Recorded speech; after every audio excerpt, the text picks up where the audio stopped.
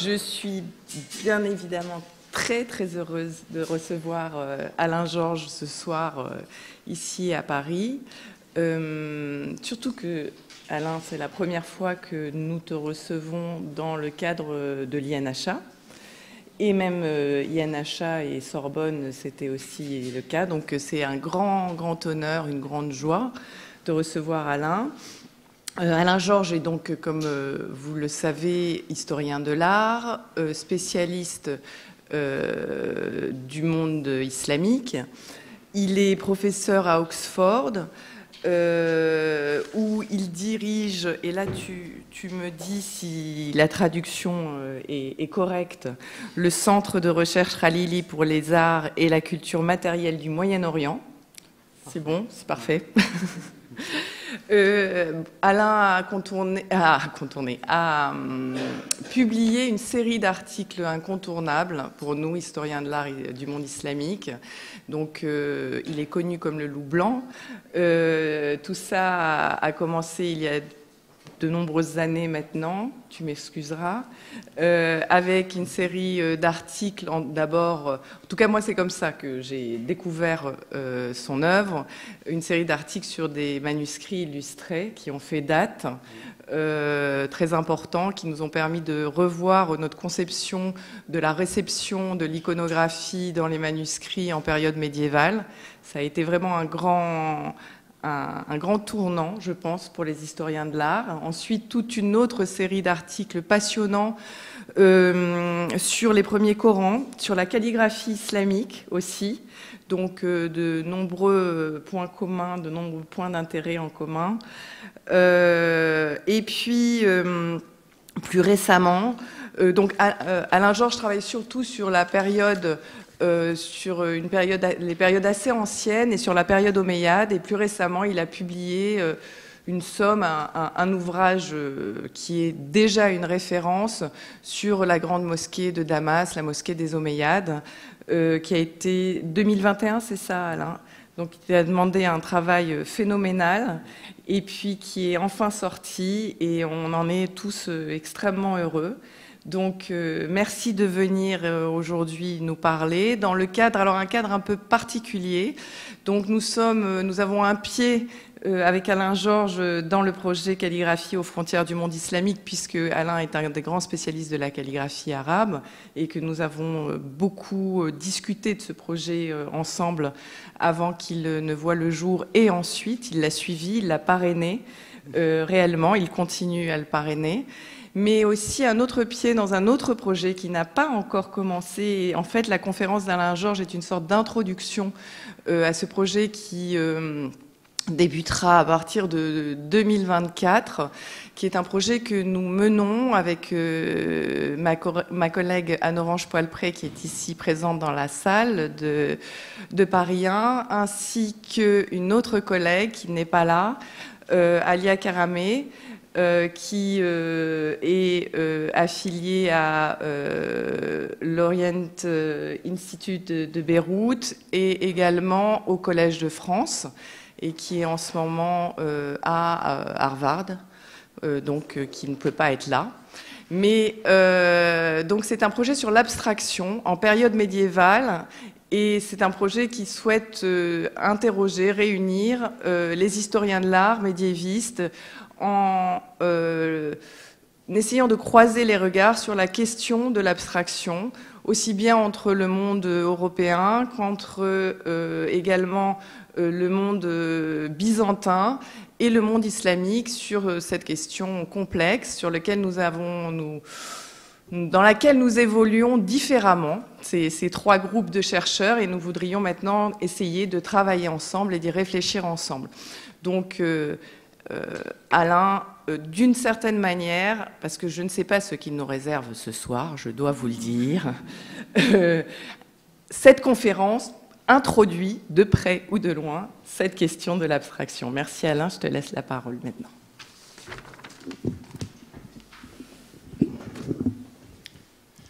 Merci beaucoup Héloïse pour cette introduction. C'est un plaisir particulier pour moi d'être ici aujourd'hui. D'abord parce que c'est Paris, la ville où j'ai grandi, Ensuite, parce que ce lieu en particulier, comme Héloïse l'a dit, c'est ma première conférence alliée à Nacha. Mais par contre, j'ai passé beaucoup de temps au tout début de ma carrière, de l'autre côté de la rue, à la BNF, à l'ancienne BNF, avec ses meubles des années 50, où il y avait encore l'odeur d'Henri Corbin, enfin c'est ce que j'aime penser. Et donc c'est un lieu que je fréquente depuis très longtemps. Donc je voulais te remercier et remercier toute l'équipe, d'abord de m'avoir invité, et puis pour l'accueil excellent qui m'a été réservé ici. Donc aujourd'hui, je vais parler d'un sujet qui effectivement pourrait apporter un éclairage sur ce nouveau thème de l'abstraction dans l'art médiéval. Et c'est donc la polychromie et la polysémie dans les arts de l'islam. Alors vous aurez remarqué que j'ai mis en introduction une photo en noir et blanc, c'est un peu paradoxal, mais on va parler du blanc aussi en fin de conférence. Et je vais vous expliquer d'abord comment je suis arrivé à m'intéresser à ce thème, et ensuite comment j'ai commencé à l'étendre dans ma réflexion à un éventail plus large d'art islamique que mon point de départ, qui était la mosquée de Damas. Et donc ce livre que j'ai fini récemment sur la fondation de la mosquée à l'époque omeyyade, au début du 8e siècle. Donc je vais vous faire ce tour d'horizon et je vais vous partager les réflexions que j'ai faites à ce sujet sur le sens de ce qu'on retrouve ici, c'est-à-dire la polychromie, la polysémie, mais aussi une multitude d'ornements qui se juxtaposent dans l'espace, dans l'architecture islamique. Et puis ensuite, je vais contextualiser ça dans l'histoire et l'historiographie de l'art dans l'Europe moderne, en commençant au XVIIIe siècle. Ne vous inquiétez pas, ça ne va pas durer 3 heures, mais il faudra que j'évite de partir à gauche et à droite aujourd'hui. Donc, un des axes de la recherche que j'ai faite sur la mosquée de Damas a été, quand j'ai voulu comprendre la fondation du monument, l'aspect matériel de cette fondation, c'est-à-dire une reconstruction de l'apparence de la grande mosquée en 715, l'année de son inauguration. Et pour ce faire, nous avons des sources textuelles qui sont nombreuses, ce qui est rare pour l'islam ancien, et on a également des sources photographiques du XIXe siècle, et ce monument a été l'objet de l'intérêt des photographes qui allaient en Terre Sainte à l'époque, pour ramener des images à leur public européen. Et donc on a beaucoup de détails qu'on peut aussi faire ressortir de là et des peintures orientalistes. Et donc, ce qui ressort en définitive de tout ça, c'est un monument qu'on reconnaît, puisque la structure est restée la même, mais c'est aussi un monument qui est fondamentalement différent de celui d'aujourd'hui.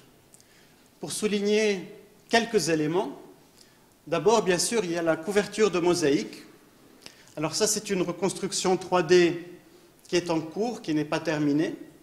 Mais vous voyez que toutes les surfaces sont recouvertes de mosaïque, alors qu'aujourd'hui, il en reste quelques fragments, surtout du côté ouest, qui se trouve ici. Et dans la salle de prière, au fond, on a également des décors de mosaïque et des décors aussi avec des pierres précieuses qui sont incrustées dans le mur. La mosaïque continue sur cette paroi blanche que vous voyez en haut. Elle continue probablement aussi sur le dôme. On a également des colonnes en marbre, de marbre choisi, de couleurs riches, et avec les couleurs les plus fortes qui sont placées dans les axes principaux de la mosquée, et les plaquages de marbre qui ont des motifs symétriques et qui ont également une coloration forte, avec une dominance du blanc dans cet aspect de la mosquée. Et donc, il y a un grand contraste avec ce qu'on connaît aujourd'hui. Et même quand vous regardez la façade du transept devant vous, la plupart de ce qu'on voit aujourd'hui, les couleurs vives, datent d'une restauration du XXe siècle. Et il y a également cet aspect d'ouverture qui nous permet, à l'époque, de voir toute la mosquée quand on est à un bout de la cour, de la salle de prière, donc un espace énorme, décloisonné, et avec de multiples reflets lumineux et de multiples couleurs.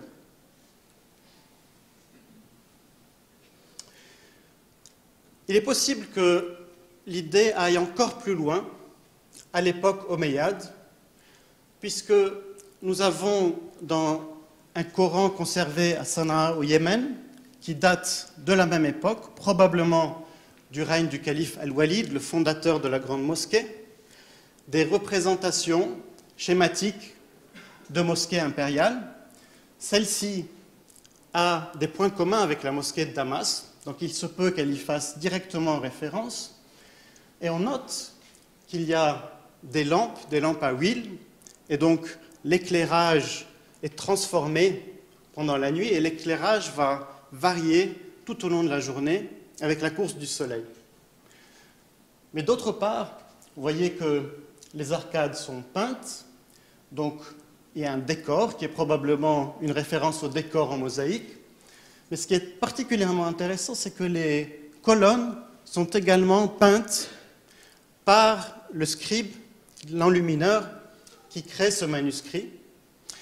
Et il y a d'autres indices qui ne sont pas définitifs, mais qui sont intéressants, qui suggèrent la possibilité de colonnes peintes dans la grande mosquée de Damas.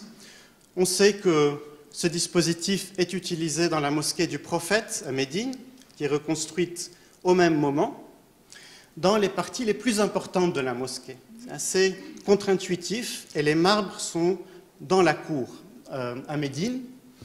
Et puis on a ces colonnes peintes qui ont été découvertes à la mosquée Al-Aqsa à Jérusalem. On n'a pas de datation précise, mais probablement entre le début de l'époque abbasside et le XIIe siècle. Donc, on a ce goût pour des ornements qui se juxtaposent, qui sont dans différentes formes, différents médias, et qui se font écho les uns aux autres. La peinture répond au marbre, et on peut avoir, par exemple, des textiles qui vont répondre eux-mêmes à des formes architecturales. Et puis on voit, par exemple, dans cet exemple de l'Égypte copte, donc l'Égypte pré-islamique, des entrelacs qui recoupent ce qu'on trouve dans les manuscrits. Et on a là la continuation, dans les débuts de l'islam, d'un mode esthétique de l'Antiquité tardive qui a été appelé par Michael Roberts the jewel style, c'est-à-dire le style de joaillerie. Bon, je trouverai une meilleure traduction la prochaine fois. Et donc, on a cette esthétique qui domine. Et il y a quelque chose de très intense et de très déstabilisant dans cette accumulation de motifs, de formes, et dans le fait qu'on se perd finalement entre une représentation d'une forme et le matériau d'origine auquel il fait écho. Et on a la chance pour la mosquée de Damas d'avoir des documents exceptionnels sous la forme de 3 panégyriques, donc 3 poèmes écrits par les poètes de cour du fondateur de la mosquée, Al-Walid, pour célébrer son œuvre, qui est controversée à l'époque. L'un d'entre eux donne une évocation de la mosquée, qui est encore en construction à l'époque, en une douzaine de vers, An-Nabir al-Shaybani, qui n'est pas parmi les poètes les plus connus de l'époque, mais qui est un peu moins difficile à lire que les autres, mais qui est très intéressant pour nous. Et il nous dit que les atours de la mosquée, ornées, éblouissent tant le regard que le noir de l'iris en tremble et s'en trouve déstabilisé. Dans les hauteurs, alors là il regarde vers le haut tout d'un coup, il y a une spatialité du poème, se déploie un argent précieux, resplendissant, envers le spectateur, c'est-à-dire qu'on est déstabilisé à la vue de cet ornement, et c'est ce sur quoi met l'accent ce poète, et il nous parle, j'ai écrit le regard, mais en arabe c'est Basir al-Traum, ce qui veut dire, Basir c'est le clairvoyant, le voyant, parmi ceux de nous tous, al-Traum. Et donc on a cette idée aussi qui est sous-jacente, et le poème lui-même est polysémique, on a cette idée sous-jacente qu'il y a quelque chose de spirituel, de l'ordre d'une vision lumineuse, qui ressort également de cette vision matérielle de la mosquée. Et l'accent est mis sur l'impact émotionnel, émotif de l'ornement sur celui qui le regarde. Donc par rapport à nos conceptions modernes, l'accent est déplacé de l'émotion du créateur à l'émotion du sujet.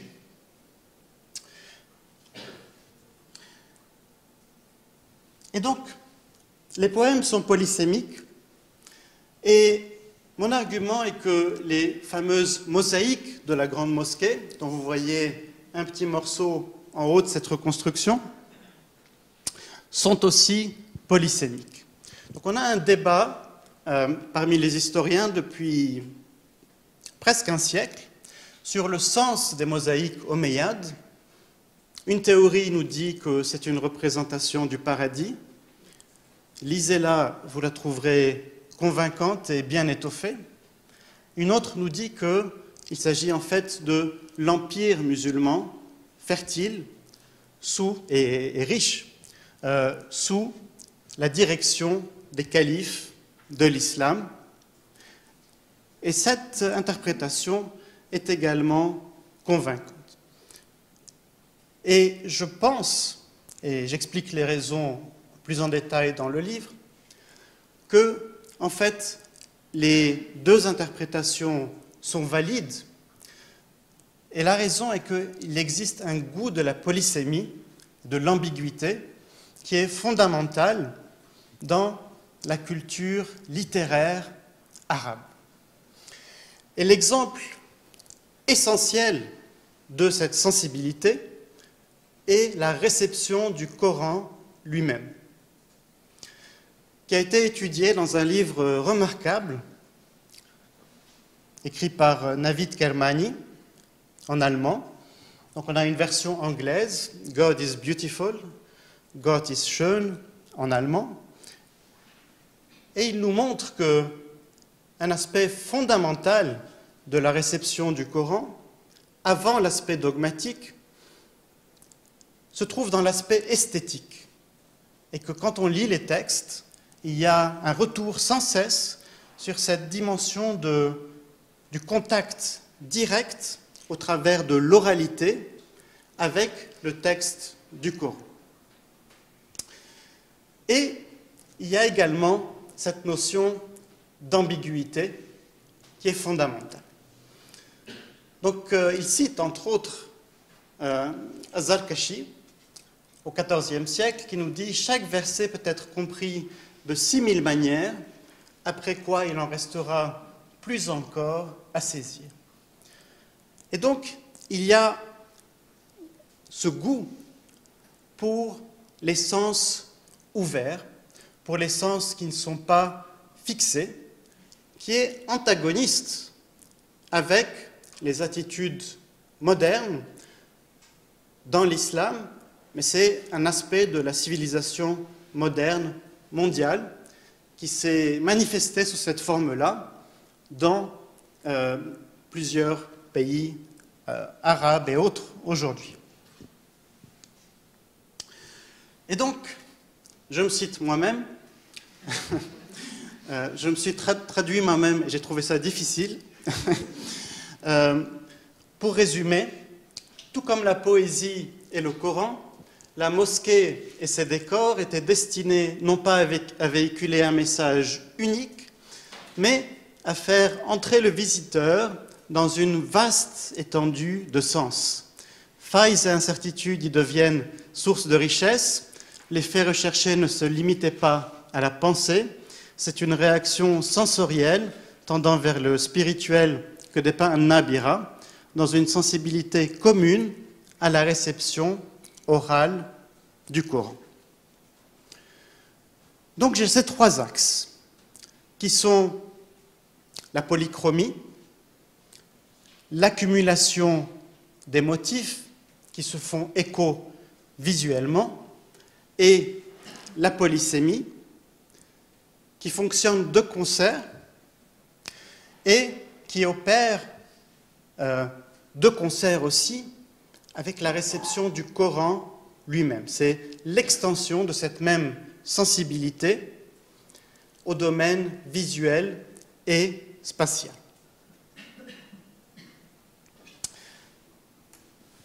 Pendant que j'étais en train d'élaborer ces idées, est paru en 2015 un catalogue d'expositions remarquables à New York sur les arts du Décan, donc sur les arts de l'islam dans l'Inde du Sud.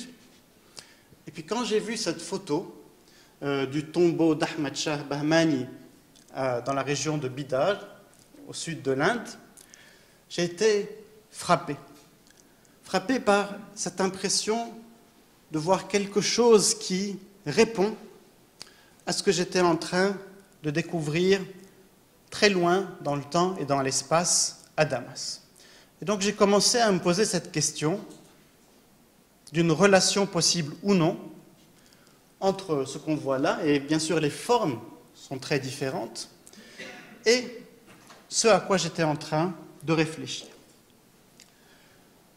Et peu après est apparu un article de Vivek Gupta, qui est un jeune chercheur qui se spécialise dans les arts de l'islam en Inde, et il développe des thèmes qui rejoignent un peu les mêmes idées. Le thème d'une poésie fondamentale de l'espace et d'une ambiguïté, d'une polysémie dans le poème et qui se rapporte à la forme visuelle. Alors il n'utilise pas les mêmes mots, mais il nous dit « Le tombeau est un exemple de ce que je nomme provisoirement poésie spatiale.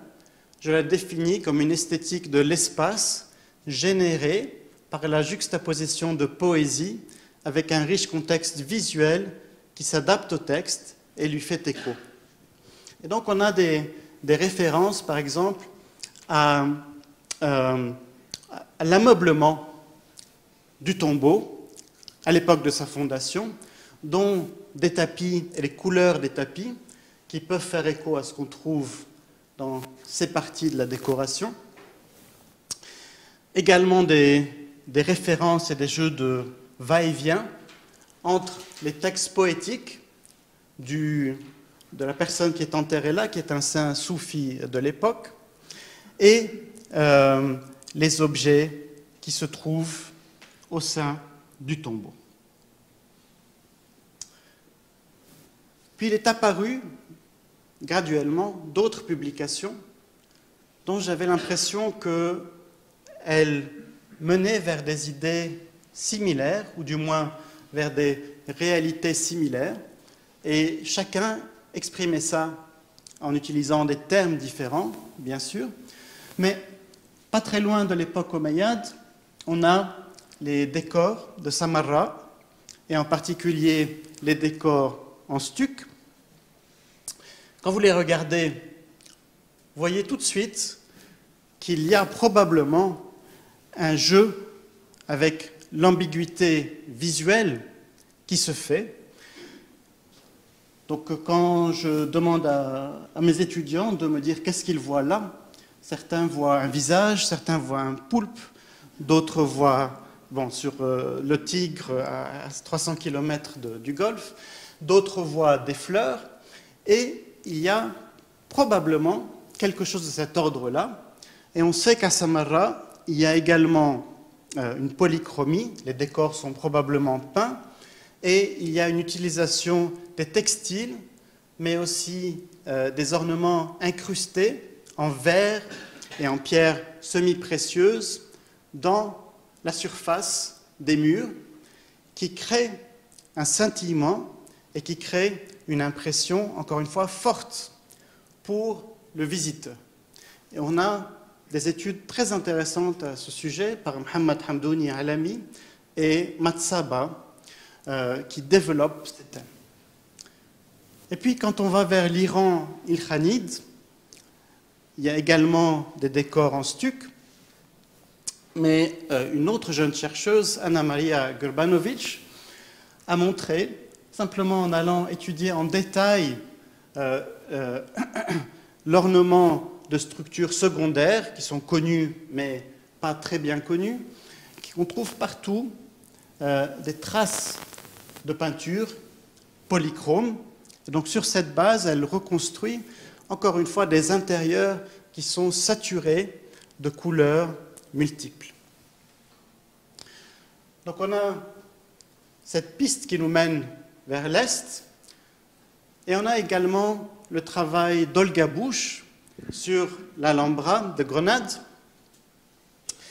Et Bush nous dit qu'il y a encore une fois une poésie de l'espace avec des inscriptions coraniques mais aussi poétiques qui se réfèrent directement à l'espace qui est devant nous et qui donnent à celui qui va les lire, et bien sûr ça va être une minorité des visiteurs, qui donne une possibilité d'un rapport poétique et toujours polysémique avec ce qu'ils sont en train de voir.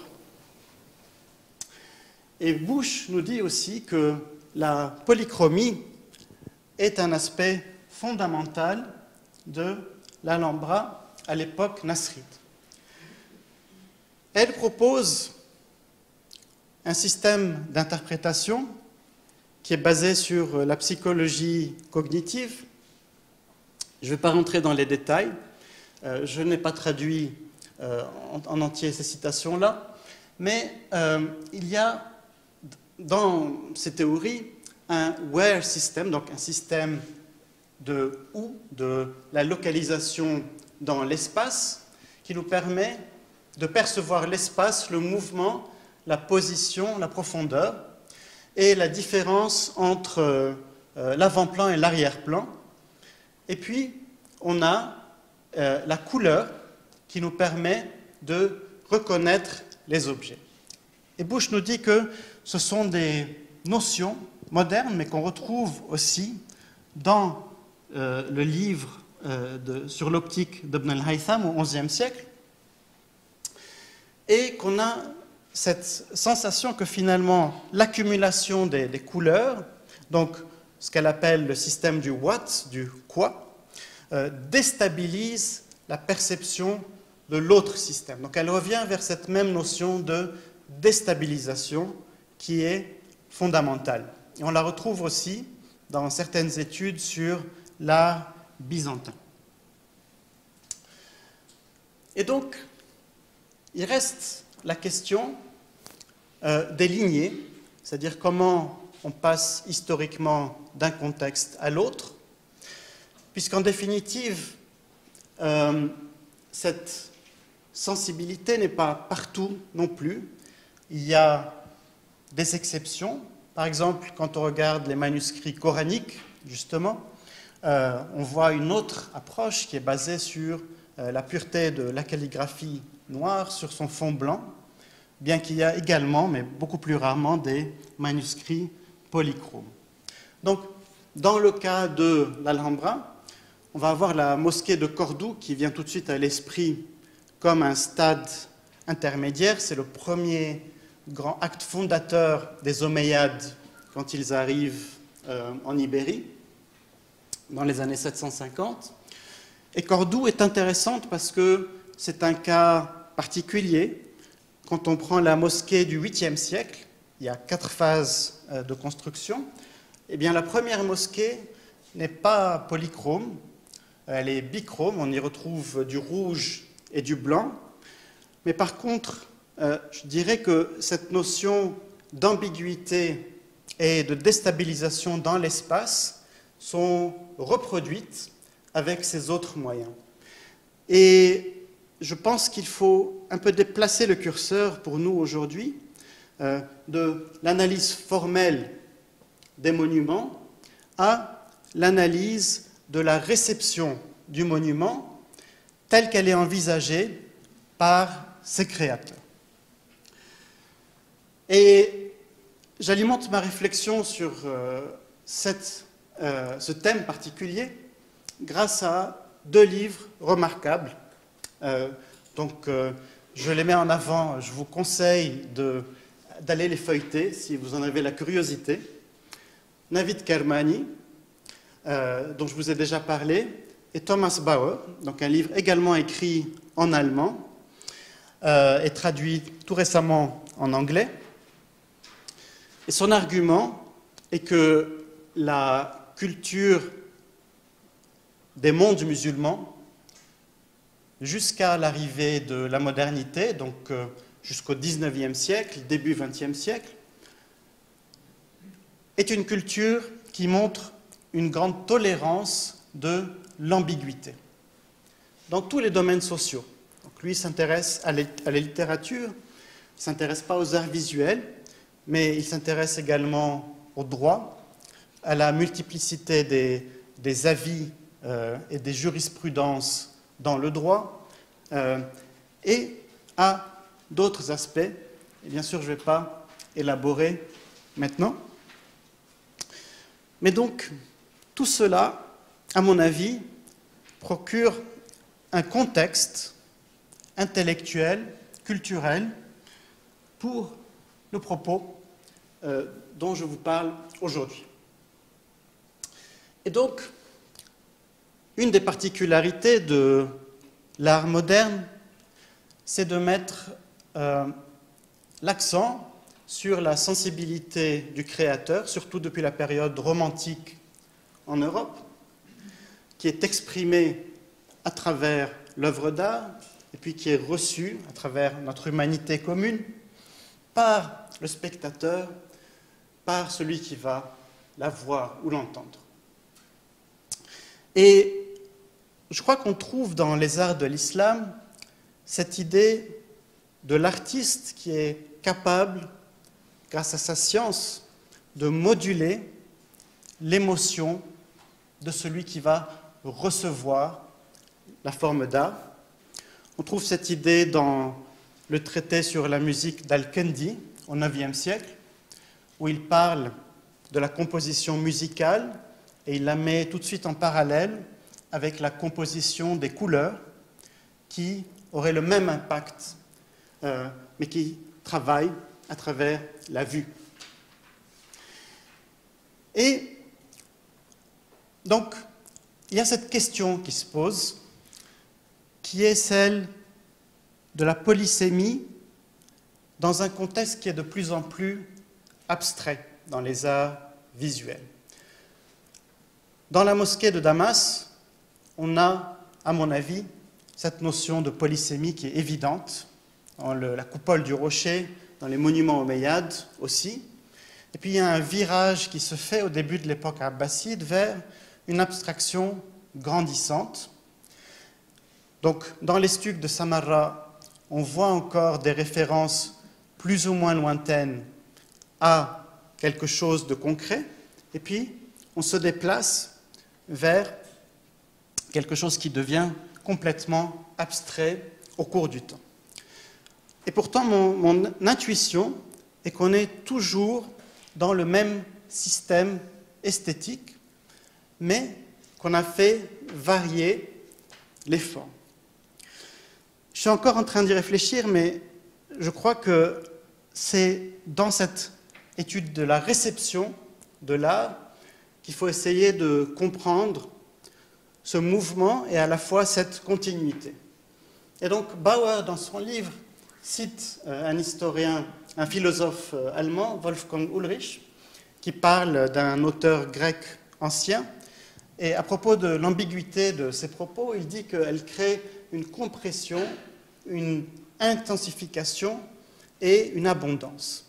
C'est-à-dire les mêmes choses qu'on va retrouver également par un biais visuel. Et donc il y a encore une réflexion à faire sur les termes exacts qu'il va falloir adopter pour décrire ce phénomène. Mais c'est mon avis qu'on a affaire ici à un phénomène de fond et d'ensemble qui recoupe des périodes longues et des contextes différents. C'est une valeur commune, de même que Kermani et Bauer font l'argument que leur sujet a également une continuité à travers le temps.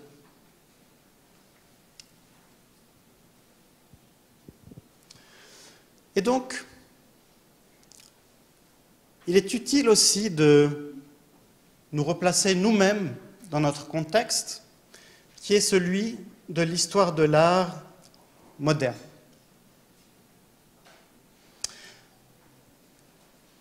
Et dans le canon, finalement, du goût à l'époque moderne. Pour ce faire, il faut remonter aux écrits de Johann Joachim Winckelmann, le philosophe allemand du XVIIIe siècle, qui est le premier à mettre en des termes aussi clairs un goût pour le blanc, pour la blancheur comme valeur esthétique fondamentale, qui est présent, qui est plus que latent, qui est visible, mais pas théorisé à ce point dans la culture occidentale depuis au moins le XVe siècle. Et donc Winckelmann nous dit en particulier, la couleur contribue à la beauté, mais elle n'est pas la beauté même. Elle la rehausse et fait valoir ses formes.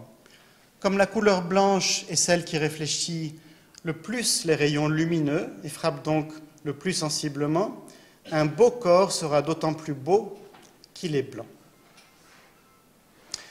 Donc, Winckelmann place la couleur dans une position subordonnée par rapport à la forme, et il y a un fond platonicien à cette idée d'une essence fondamentale qui, dans le domaine visuel et artistique, est exprimée par le trait et par le blanc.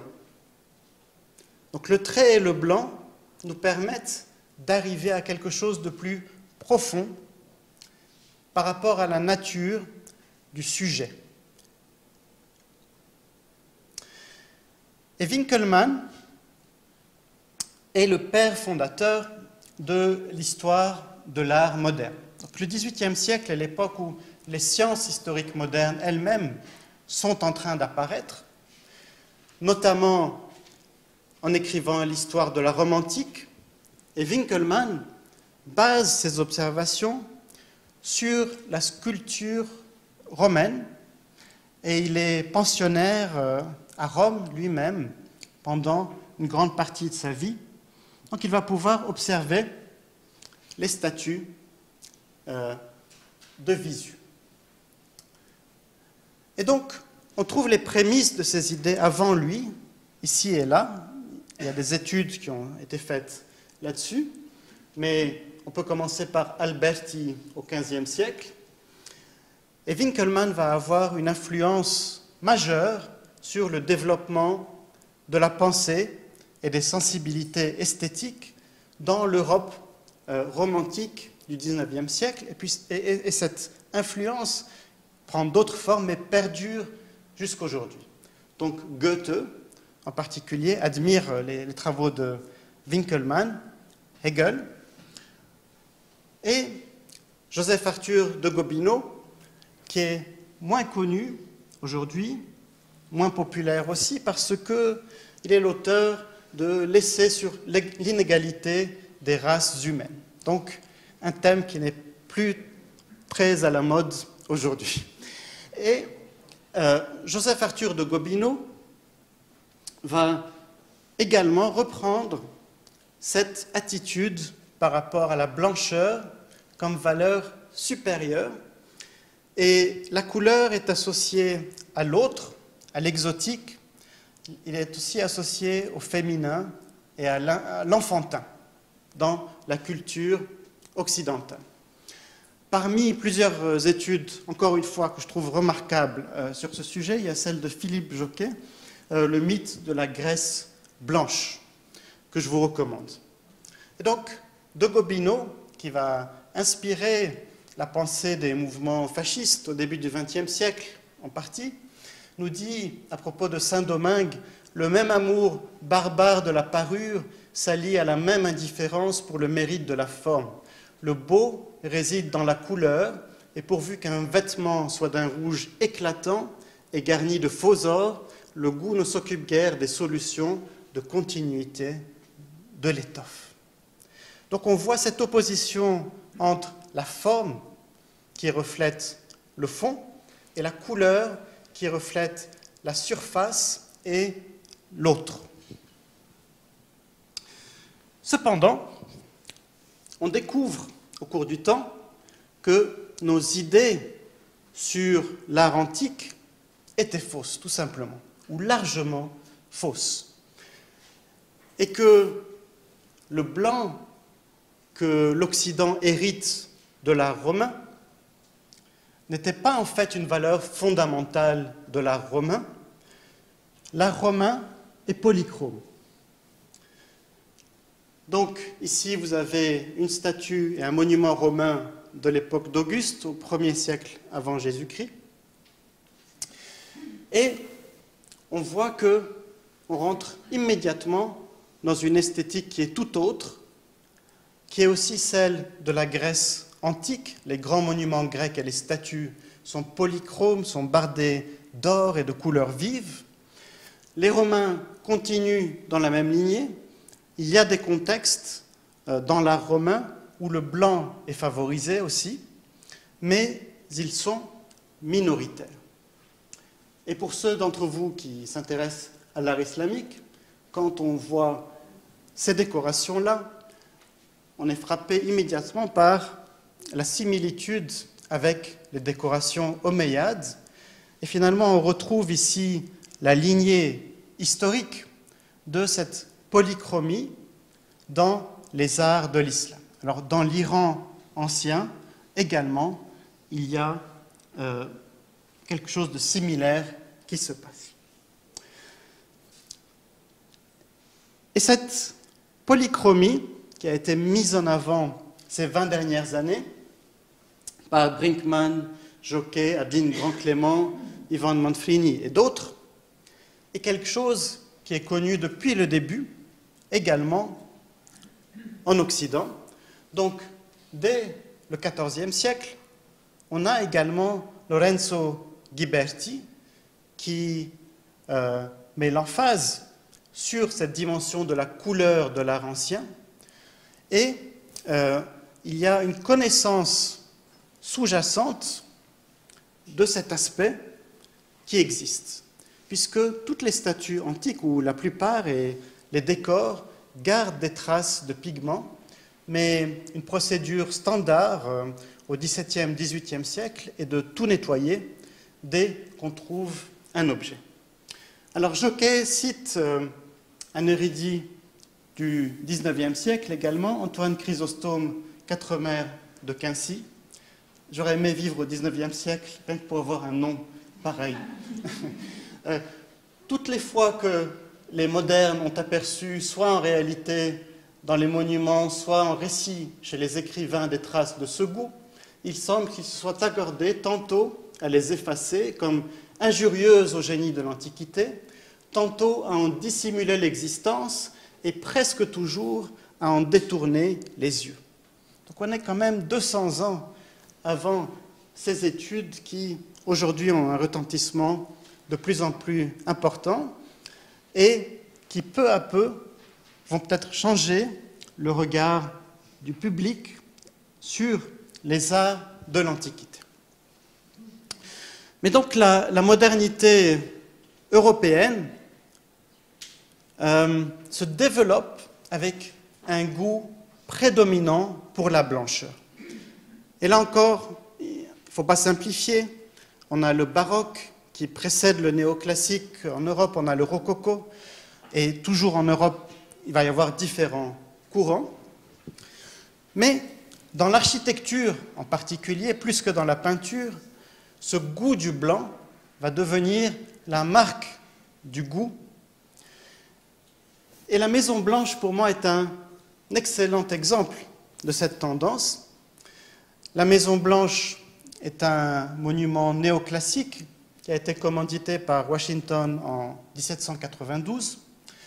Et l'architecte, James Hoban, est un Irlandais qui est formé à Dublin.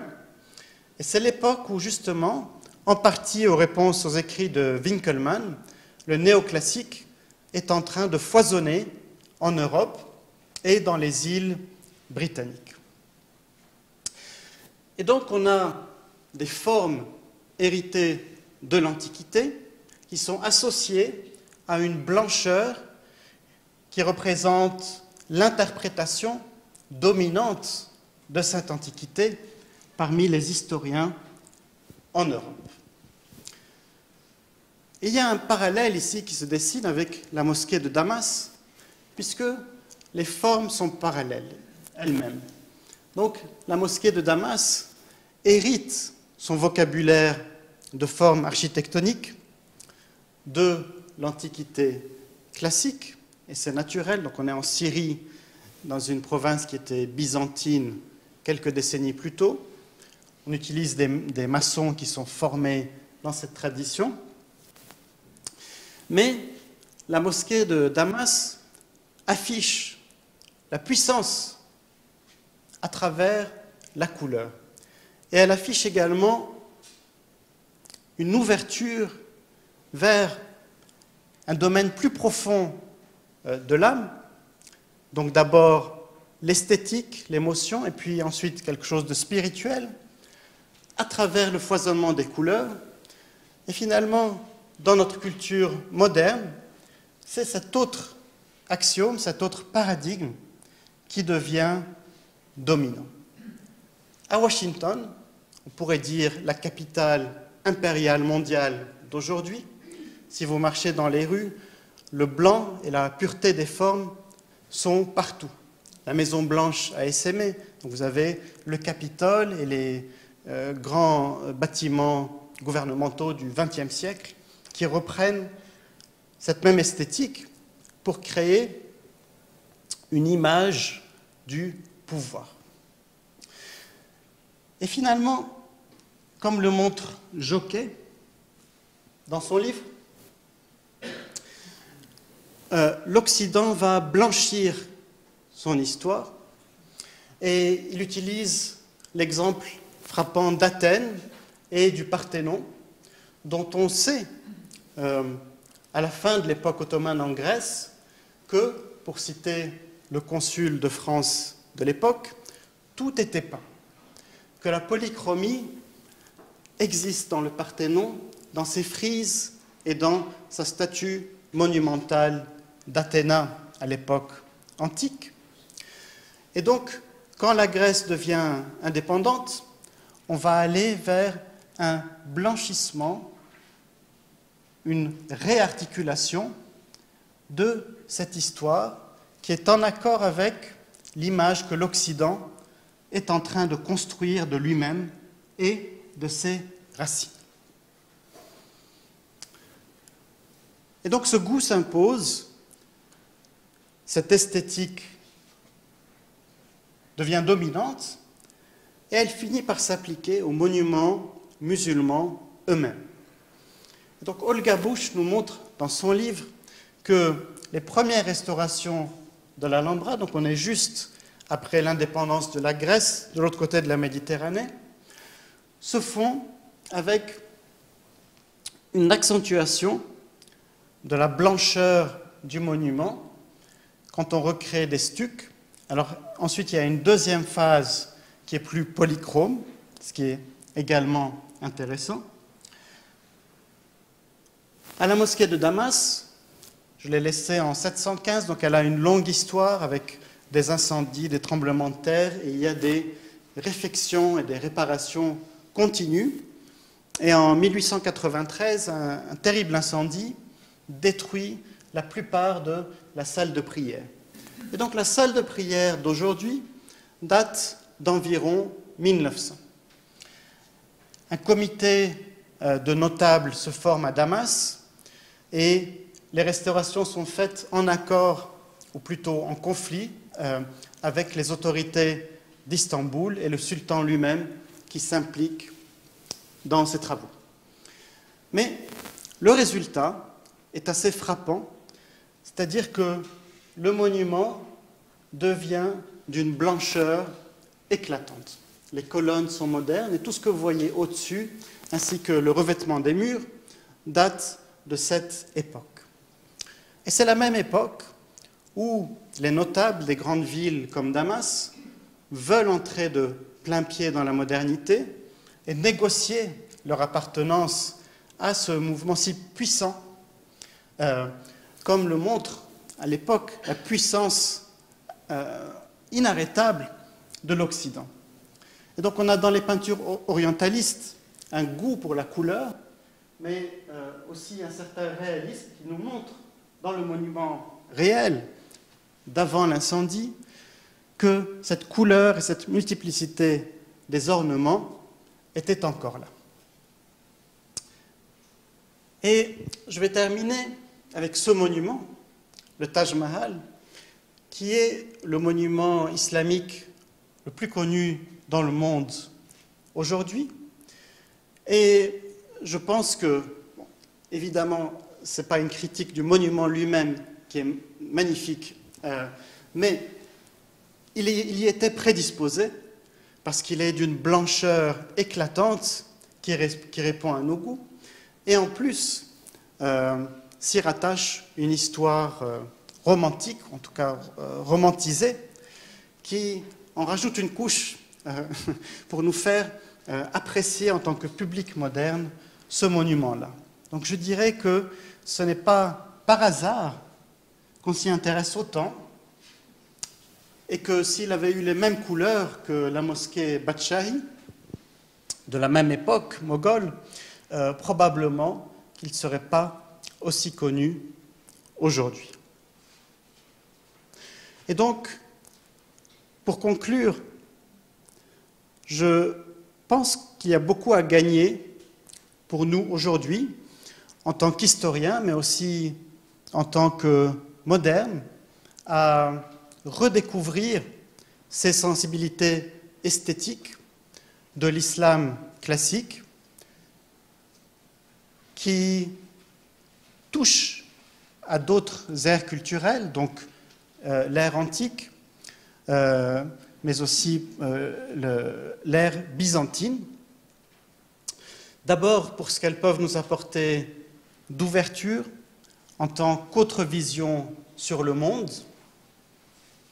et puis pour la façon dont elles contrecarrent finalement toutes les simplifications qui sont faites aujourd'hui sur l'islam, sur son histoire et sur sa nature profonde, qui est bien sûr beaucoup plus complexe que ce que suggèrent tous les discours publics d'aujourd'hui.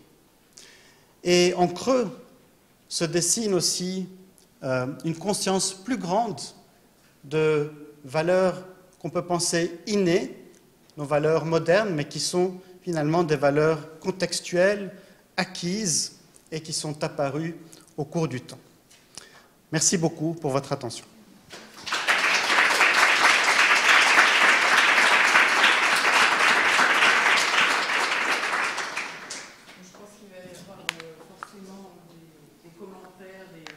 Questions sur ces ambiguïtés, déstabiliser débat. Et effectivement, en quoi la polychromie est-elle polysémie? Ça aussi, c'est encore un autre débat. Je prends les questions dans la salle.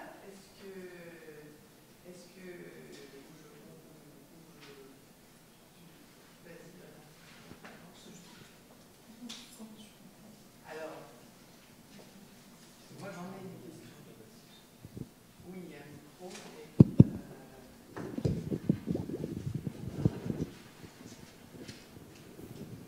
Tout le monde est là. Oui, allez-y.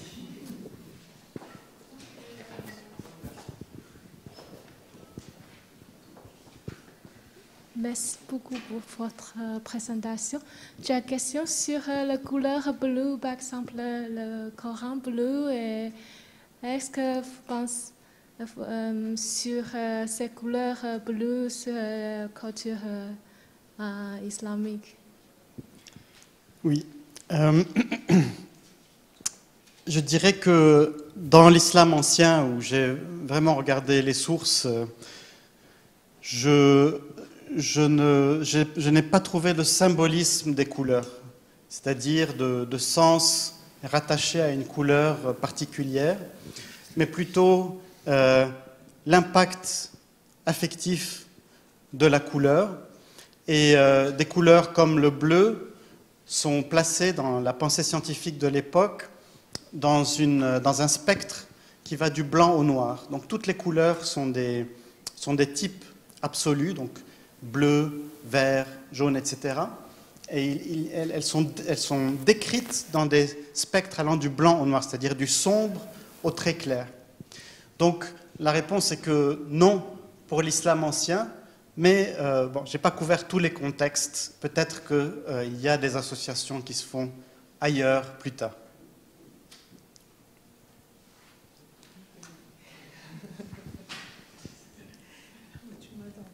Merci infiniment pour votre présentation qui était si agréable à écouter qu'on s'en veut presque, enfin que je m'en veux moi-même du stress que j'afflige aux étudiants ou à ceux qui m'écoutent. Donc je vais essayer de vous poser une question, enfin une ou deux questions intelligentes, mais je vous ai suivi avec beaucoup d'attention, mais j'ai été un peu déstabilisée, oui. Peut-être avec vous, avec l'instabilité ou les déstabilisations du regard. Oui. Est-ce que le regard est fixe? Et qu'est-ce qui fait la position, qu'est-ce qui détermine la position du regard? Oui. C'est une question. La deuxième question, c'est j'ai été aussi frappée par l'image du manuscrit du Coran de Sahana que j'avais aperçu par le passé, mais je n'avais pas regardé avec cette mise en perspective avec l'architecture. Et je me demande sur la dialectique ou l'ambiguïté entre abstraction et figuration, puisqu'il y a une spatialité très forte et un accent mis particulièrement sur les portes.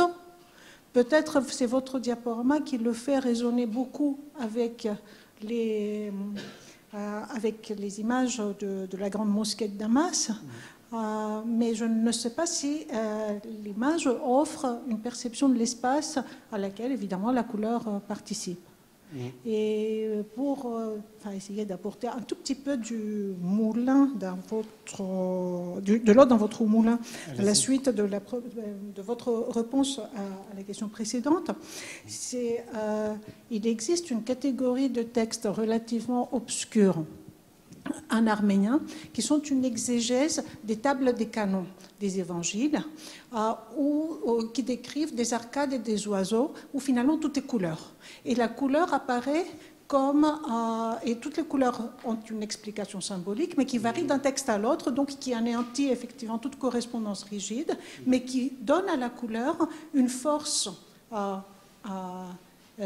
visuelle, qui est peut-être analogue avec celle que vous montrez à propos de l'ornement, qui est très convaincante. Et je me demandais aussi si la technique de la couleur peut être déterminante, si la couleur en aplat ou en dégradé peut produire des effets visuels différents. Je m'arrête là. Merci beaucoup, c'est très intéressant. Alors merci pour la précision sur ces enluminures arméniennes. Et je pense qu'il y a matière à discussion parce que j'ai l'impression que finalement on est dans le même monde culturel d'une manière fondamentale, mais qu'il y a des articulations différentes qui se font. Et donc ça serait très intéressant d'en discuter plus en détail. Alors pour la déstabilisation, eh bien, moi-même, j'ai du mal à comprendre, mais je vois que c'est là. C'est-à-dire, on trouve cette idée qu'en déstabilisant le regard, on crée un impact fort sur celui qui est présent dans l'espace et que c'est un effet recherché. C'est presque un topos littéraire, enfin il n'est pas si courant que ça puisque les descriptions sont rares. Donc je vois que c'est là et moi je le comprends encore difficilement, je suis encore en train de réfléchir à ça. L'explication d'Olga Bush est intéressante, c'est-à-dire qu'au niveau cognitif, il y a effectivement quand le regard bouge, qu'il n'est pas fixe justement, qu'il bouge et qu'il est confronté à cette multiplicité de couleurs et de matériaux qui se répondent les uns aux autres, il y a une confusion cognitive qui se crée. Et donc la question c'est pourquoi est-ce qu'elle est autant recherchée? Donc il y a une jonction qui est à faire ici avec l'émotion et puis ensuite avec éventuellement un aspect plus profond spirituel aussi. Et excusez-moi, la troisième chose, c'était quoi? C'était la technique de l'application de couleurs. Oui, oui. Eh bien, merci beaucoup. Ça, je vais réfléchir. Je n'ai pas de réponse tout de suite à vous donner, mais c'est intéressant. Merci.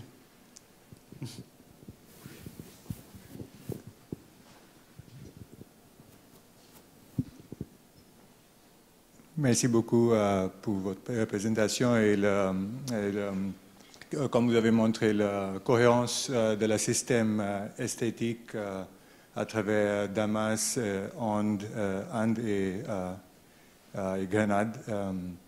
Je voulais vous demander si on peut imaginer un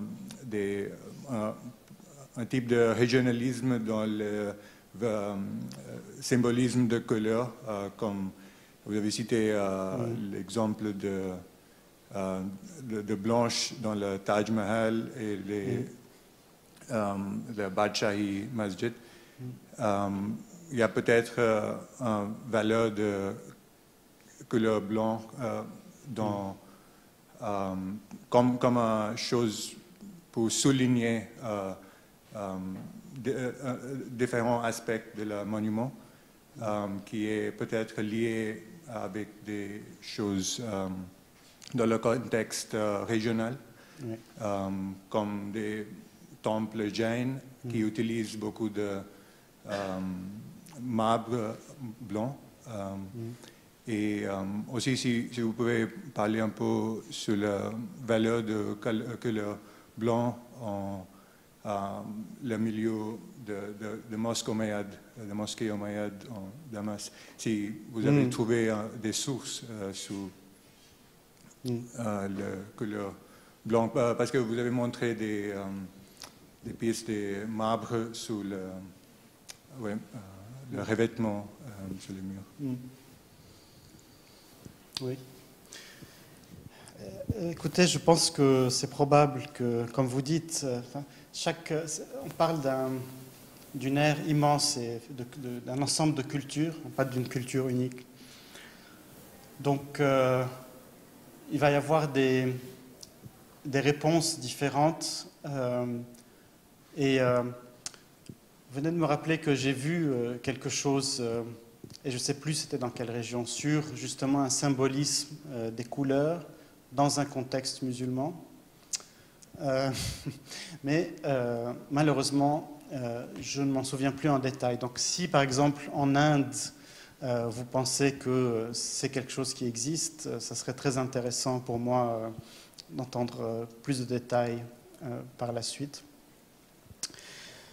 Et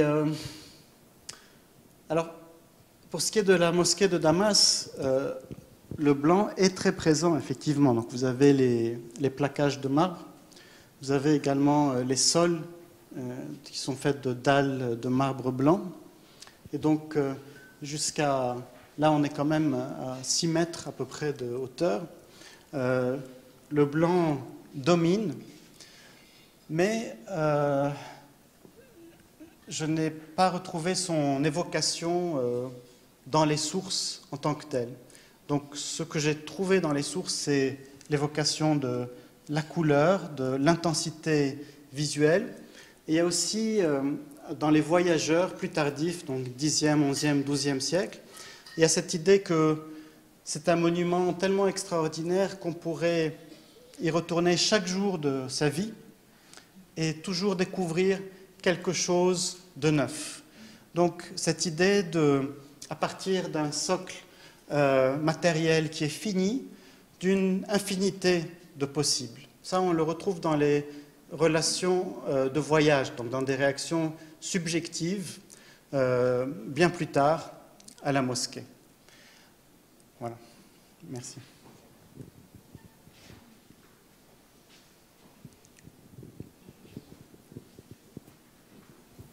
Oui, merci beaucoup. Il y a un élément dont vous avez parlé qui est la symétrie des plaques de marbre.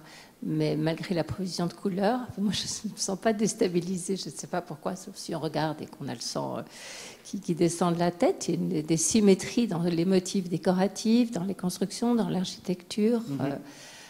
Est-ce que vous pourrez rajouter un commentaire? Vous avez tout à fait raison. Je pense que la géométrie et la symétrie et probablement la proportion sont aussi des concepts fondamentaux. Ça, c'est mon avis. Alors, dans les manuscrits coraniques anciens, elle y est, je pense qu'on peut le dire. Dans l'architecture, c'est toujours compliqué à reconstruire parce qu'on a une marge d'erreur qui est l'épaisseur du mur. Et puis, ils font des murs vraiment épais à cette époque-là, bien sûr. Mais donc, quand vous avez un plan au sol et que vous placez vos traits pour retracer le concept d'origine, eh bien, vous avez beaucoup de marge pour finalement faire dire au plan ce que vous voulez. Mais ceci dit, je pense que la géométrie et la proportion sont les valeurs fondamentales par lesquelles on crée la structure et on crée un ordre de base. Et ensuite, la couleur vient ajouter là-dessus une dimension esthétique, une dimension de réponse émotionnelle à cet espace qu'on a créé. Et donc, il y a une idée d'harmonie dans la géométrie et la proportion qui est également héritée de l'Antiquité, et elle est présente dans les écrits arabes à profusion, enfin en tout cas dans pas mal de sources. Et donc il y a ces deux valeurs-là qui sont là ensemble et qui finalement fonctionnent ensemble dans cette création architecturale et souvent artistique en 2 dimensions aussi.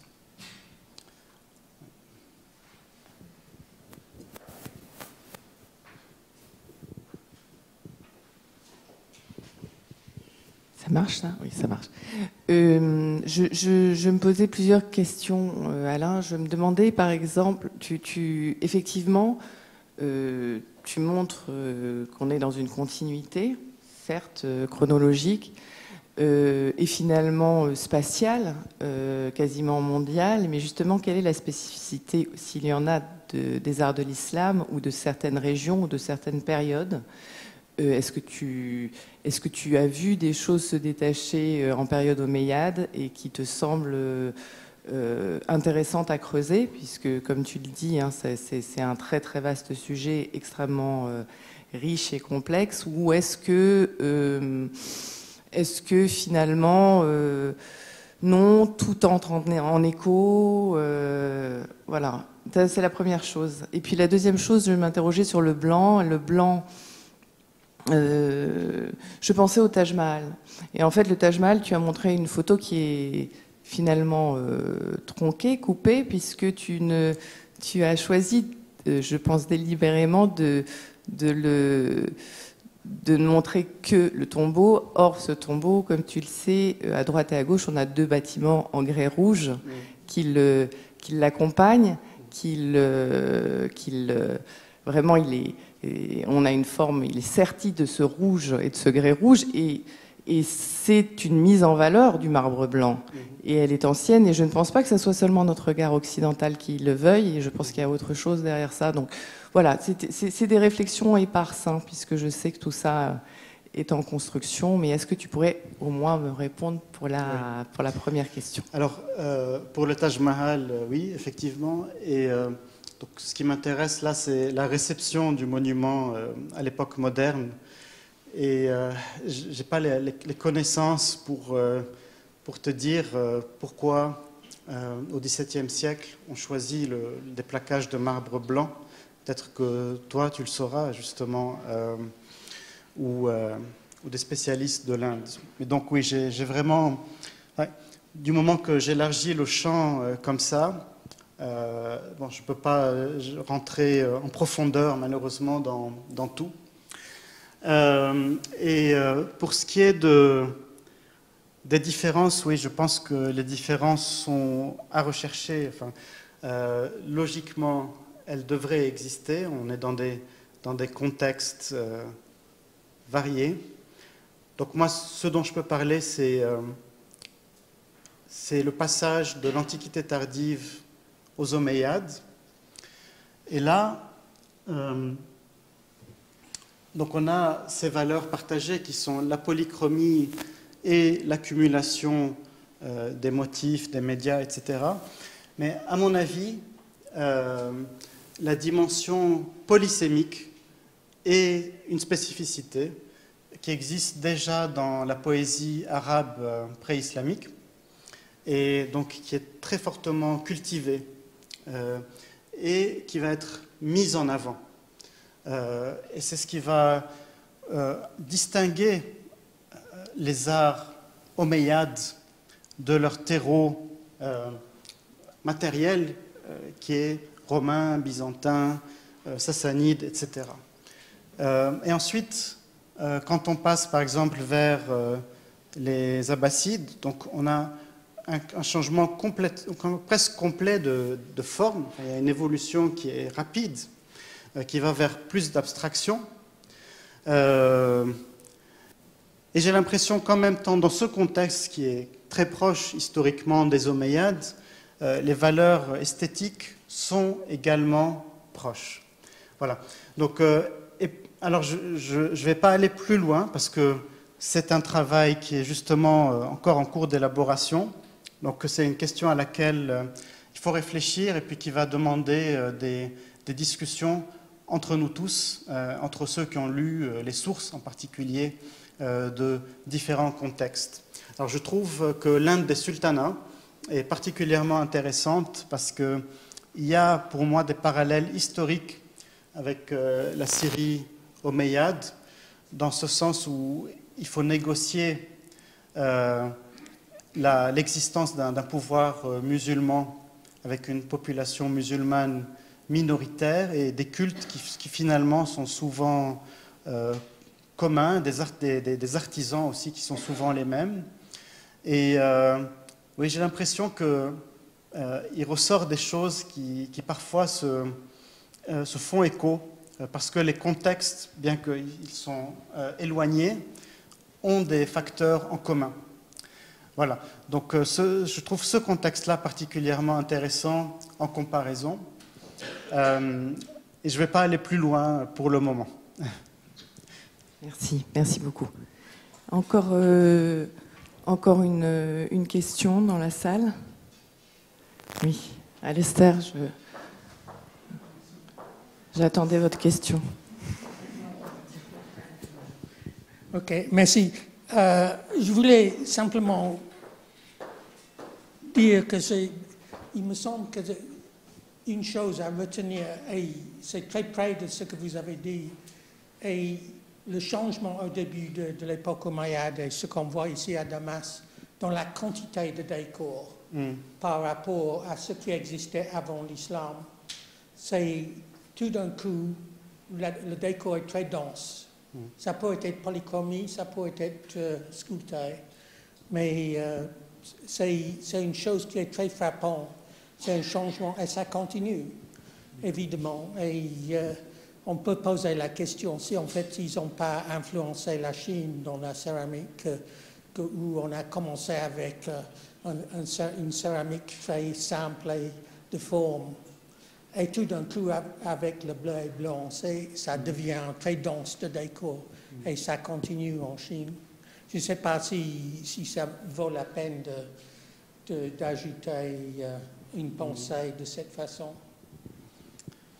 Oui, merci. On sait qu'il y a des relations commerciales importantes du 7e au 9e siècle entre l'Irak et le Golfe en général et la Chine.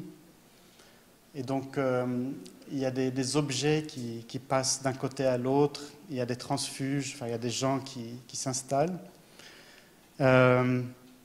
Et donc, ouais, c'est à creuser. On a toujours l'impression qu'en Chine, ce qui arrive de l'Ouest est très filtré et que finalement, l'impact est marginal et secondaire, mais qu'on retrouve des choses. Et effectivement, l'exemple de la céramique est intéressant. Donc, merci beaucoup.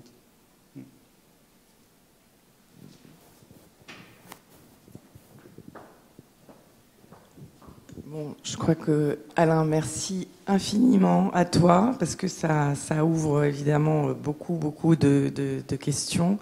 Encore, on va te libérer, enfin pas tout à fait, non, mais donc voilà, bonne soirée. Je ne sais plus à quand on se revoit pour le prochain séminaire. Maxime, le 10 mai. Ah oui, pour Annabelle Gallop et Ali Akbar, dans le cadre de Calfront, qui vous parleront des écritures, des calligraphies, la calligraphie en caractère arabe en Asie du Sud-Est. Voilà, à 2 voix, une conférence à 2 voix. Merci beaucoup, bonsoir.